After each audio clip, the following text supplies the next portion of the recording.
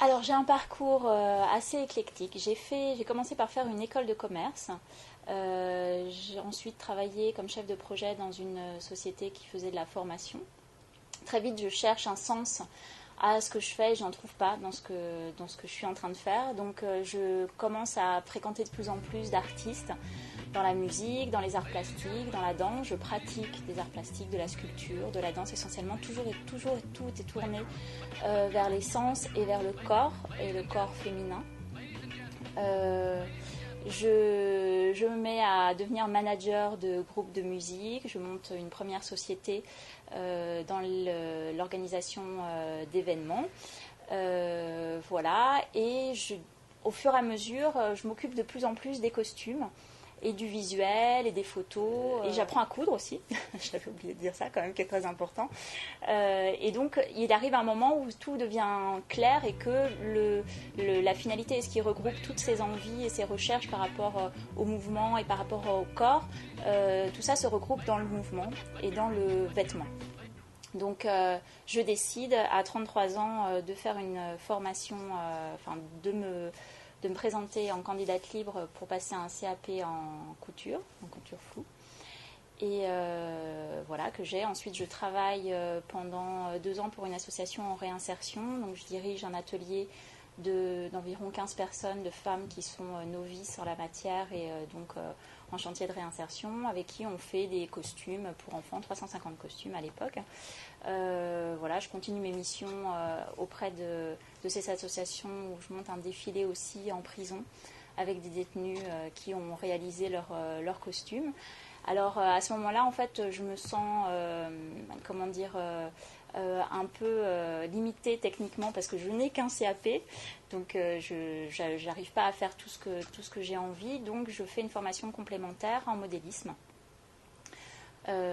Voilà. Et par contre, je ne fais pas de formation en styliste. Je n'ai jamais fait de formation en styliste. J'ai pas de formation de styliste.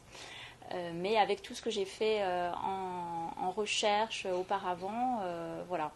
Je ne sais pas si le stylisme, finalement, ça s'apprend. Again. Alors, Éclat de rouge est né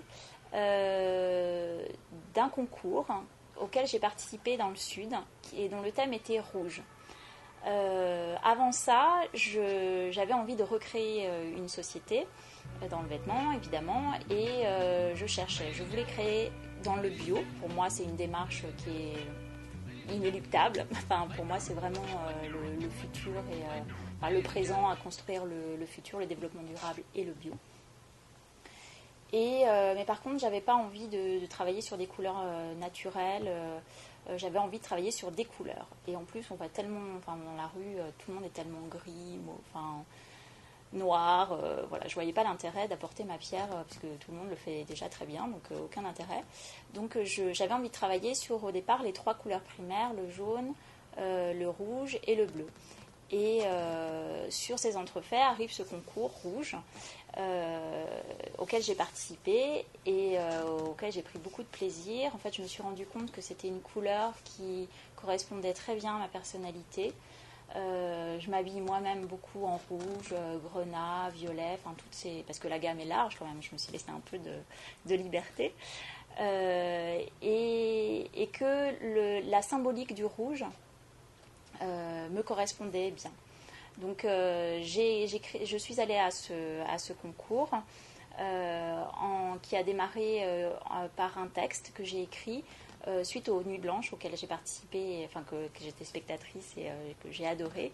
Et donc c'était une histoire d'amour entre un homme et une femme qui ont du mal à se rencontrer, qui tombent amoureux, mais après ce petit temps de passion, tout d'un coup, toutes les peurs reviennent des relations passées. Et en fait, je me suis intéressée sur comment émotionnellement on se construit, comment finalement les blessures qu'on a eues, les joies qu'on a eues construisent des tissus, nous enrichissent, créent notre richesse et notre profondeur et et comment au fur et à mesure se forme notre personnalité et comment on avance vers son idéal. Et voilà. Donc c'est quelque chose que j'ai chorégraphié avec 2 danseurs. Parce que dans Éclat de rouge, en fait, au vu de ce que j'avais fait anciennement dans la danse, pour moi la danse c'est très très important, le mouvement du corps c'est très important, et dans Éclat de rouge je crois vraiment que ça se ressent parce que les vêtements sont très dansants, et j'adorerais par exemple habiller des danseurs pour un spectacle, et c'était un peu le projet aussi de ce concours. Voilà, donc Éclat de rouge est né comme ça.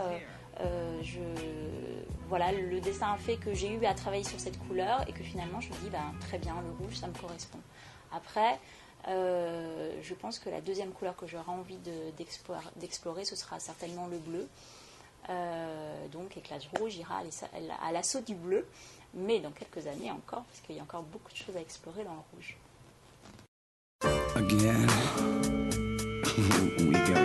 Alors Éclat de rouge, donc c'est du rouge. Donc le rouge, ce qui m'intéresse dans le rouge, c'est vraiment l'ambivalence. C'est le sang. Le sang, c'est la vie, c'est aussi la mort, mais c'est la vie.